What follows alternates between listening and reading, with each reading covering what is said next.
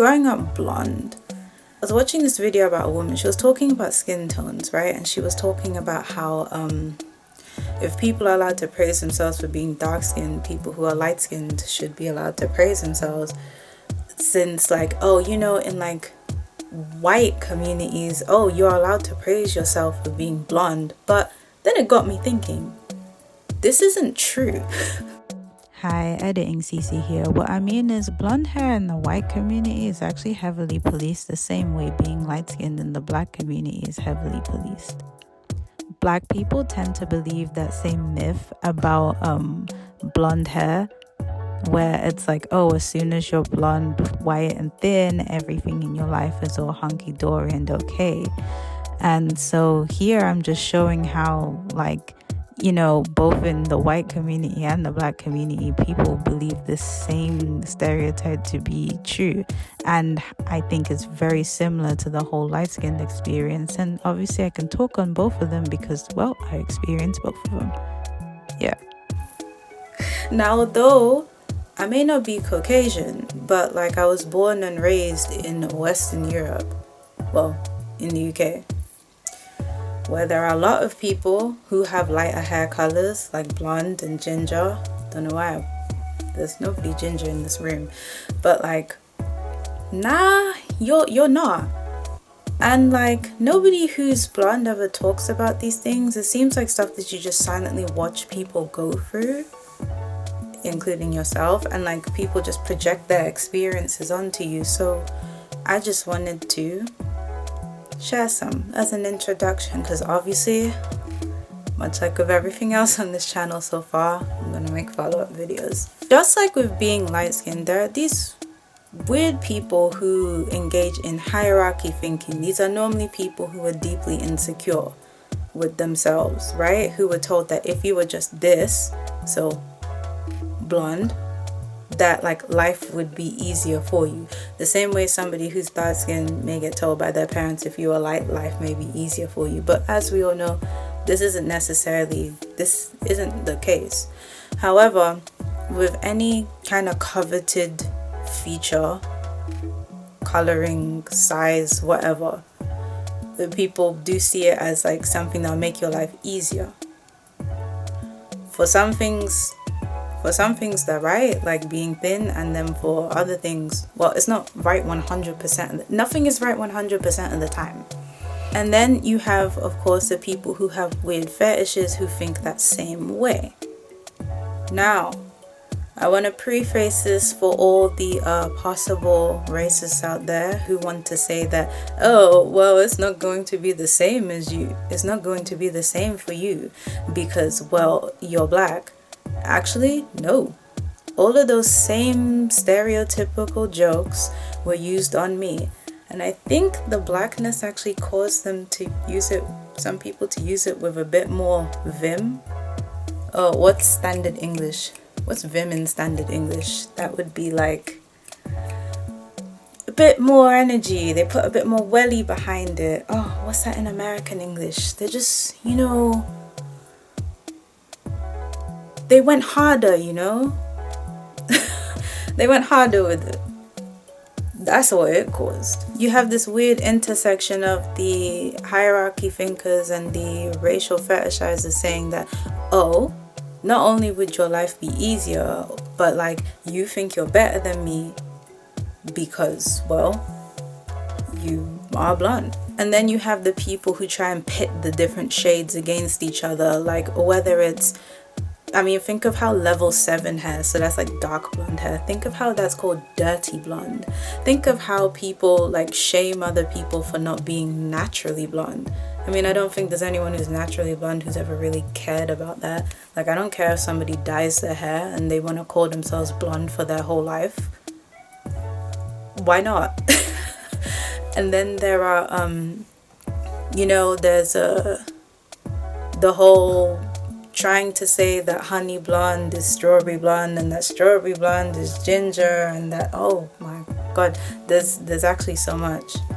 And that, oh, this is the only real blonde shade. Oh, I don't like blonde that isn't this shade. There's so much little petty stuff that goes on there. that you would never see with any other hair color. That's actually the thing. You don't see that happening with the other hair colors.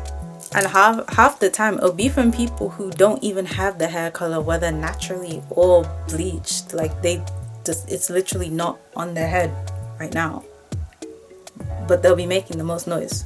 Then there's the weird racial intersection where people, much like with being light-skinned, people will say that now your hair color dictates your racial identity and that you are now white, or that you should act white, or that you are more white because, well, you have a coloring that is mostly associated with white people. Because let's not pretend that that's not the racial group that has lighter hair, that has blonde hair for the most part. And I think the same thing goes for ginger, but I can't speak on their experience. Then, there's stuff like being sexualized from a young age because of the stereotypes of blondes being hoes who are dumb and super bubbly. Of course, there's nothing really wrong with bubbliness, but being a dumb hoe,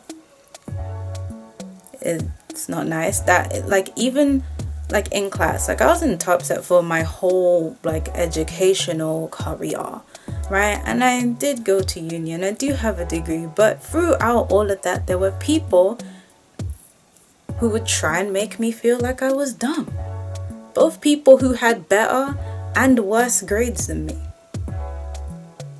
First of all, if we're in the same class, why the hell does it matter? But secondly, if you have worse grades than me, then that's just cheeky, because but you're literally the dumb one and you're trying to push that onto me. But that's for another day. There was once a study on the Quoves channel where I was talking about what men find attractive, and it basically, the conclusion was that men, they would say that they like brunettes, they would say that they like dark hair, but they would approach more blondes and engage in more romantic interactions, etc. with blondes, right? This is on a short.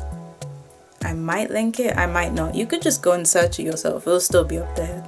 He doesn't seem to delete videos. But he was talking about that, and people in the comment section, the women in the comment section were just taking the time to say the most heinous things about blondes. Oh, nobody seriously dates blondes. Oh, nobody takes them seriously. Oh, people with that hair color don't get married. Just all kinds of ridiculous, untrue stuff. That, yeah, marriage isn't divided up into hair color or skin tone. You can find people who look like anything being married and unmarried. Okay, that's really weird. But yeah, they were saying, just these ridiculous petty things. They were bringing up the whole stereotype, the dumb stereotype, oh well, if it's not natural, oh well, if it is natural, then it looks too, like how the face, it won't contrast as much if it's natural. And how if it's not, there's always something basically. And the point I'm bringing home is that notice people don't do this with brown hair and black hair. I don't know too much about red. I think red is more so people just plain ridiculing it as opposed to pedestalizing it, which is sad because red hair is actually gorgeous, but that's a story for another day. And that leads me into what I was going to say next, which is people trying to force the idea that oh, your hair's not special, or not every guy prefers blondes, and it's, here's the thing, all of this stuff is always coming from women. Don't get me wrong, men stereotype it too, but that's more so them trying to get at you or your male friend, making a stupid joke, who is also trying to get at you. It's not really as it's not really as in your face. You could just palm it off as oh, he likes me and I don't like him, so that's why he's saying that.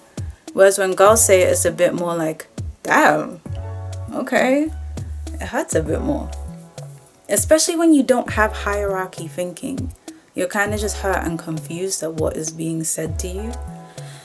But Yeah, like, oh, not everyone prefers blondes. Oh, not everyone. The moment people start, regardless of what feature this is, the moment people start telling you, oh, not everyone prefers this thing, just know this is normally for a thing that is very much liked. There are some features, colorings, etc., that seem to, for the most part, transcend types, right? Transcend people's original, like, types, right? And so people don't like it when people who have any of those things. I'm gonna do a video on those things because it's more than just like hair colors or eye colors. Yeah, when people have any of those things start talking, I mean, you know, are existing comfortably and happily, and they seem confident in that thing, people who don't have those things, they don't like that.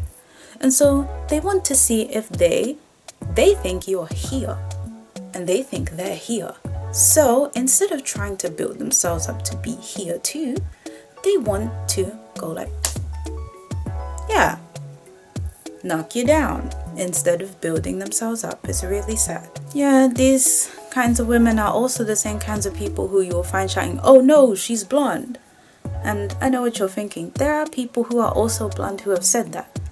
Yes, but these people are deeply insecure. The point of the matter is that the people who be doing all of these things are insecure. I'm just talking. These are some of the not commonly talked about things that go on with blonde hair that are not all that nice. Oh yeah, also old white men, really nice to me.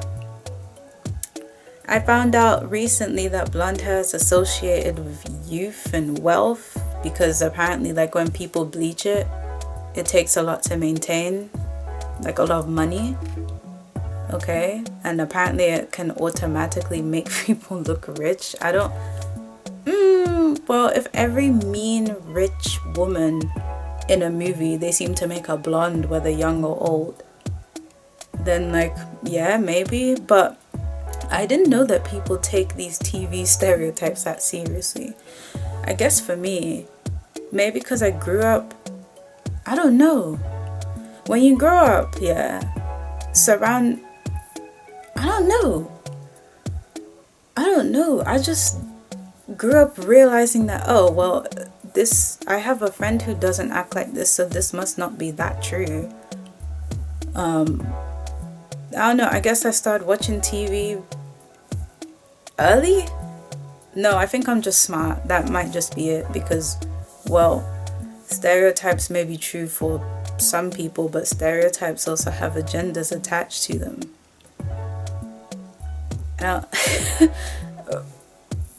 I don't know why I don't believe this stuff. I'm just rambling now. I don't actually know why I don't believe all this stuff to be true about stereotypes in others. Because I don't know, I guess since I grew up not matching my hair color stereotype, I just didn't think that it would be true for others. Because like I am bubbly. I am very serious. I mean, I laugh a lot, but I'm a deeply serious individual when I want to be. And no, I'm just not bubbly. There's nobody who knows me in person who would use that word to describe me. So if I don't match my stereotype, think of how many people don't match theirs. And I'm not dumb.